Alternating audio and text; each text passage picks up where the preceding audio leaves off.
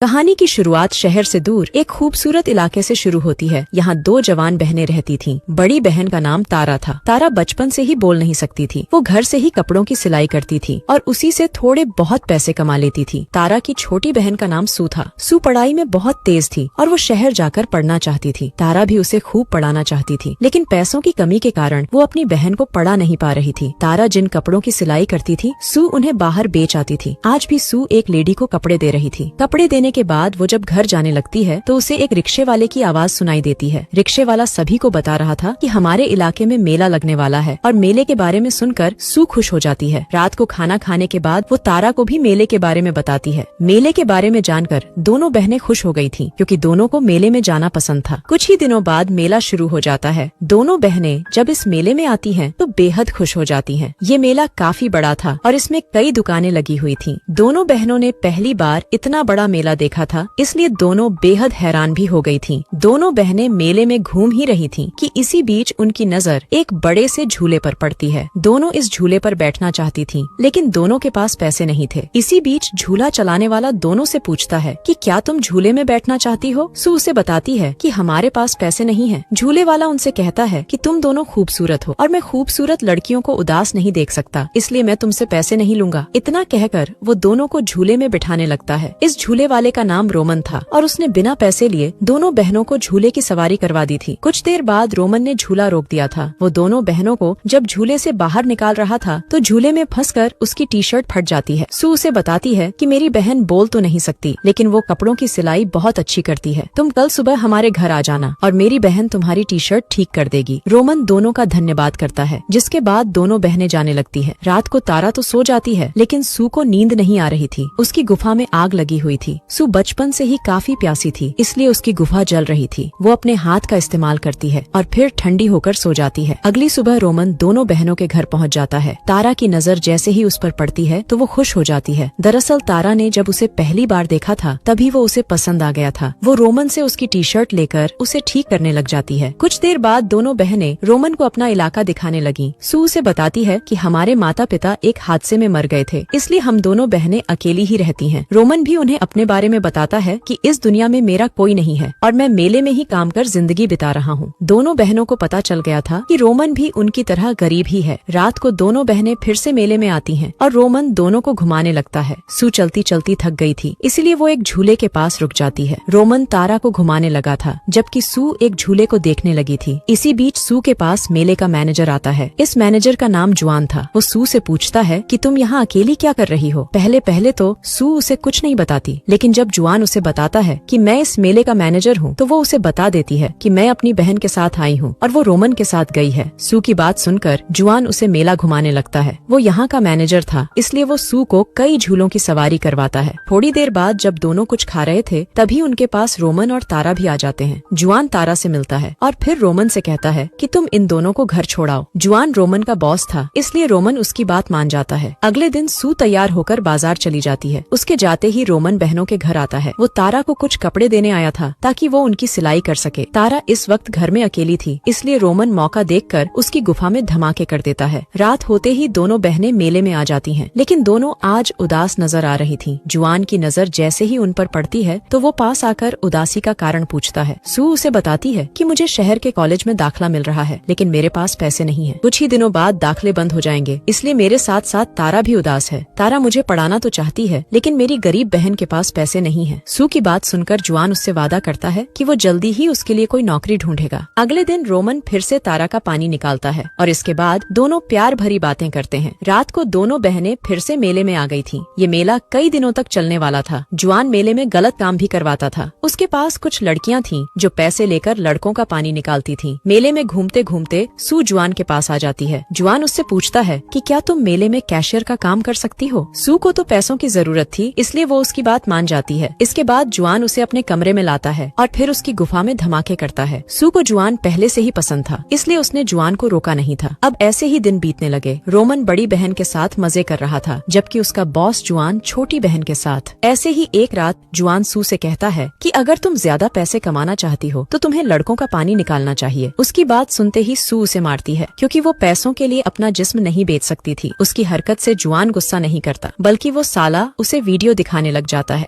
Video में वो सू का पानी निकाल रहा था। वीडियो दिखाकर वो सू से कहता है कि अगर तुमने मेरी बात नहीं मानी तो मैं ये वीडियो सबको दिखा दूंगा। अब से तुम मेरे लिए काम करोगी और मेरे कहने पर हर रात लड़कों का पानी निकालोगी। जुआन की बातें सुनकर सू हैरान हो गई। अगली सुबह दोनों बहनें घर के काम कर रही थीं और पूरा दिन काम करते करते बिता देती हैं। रात को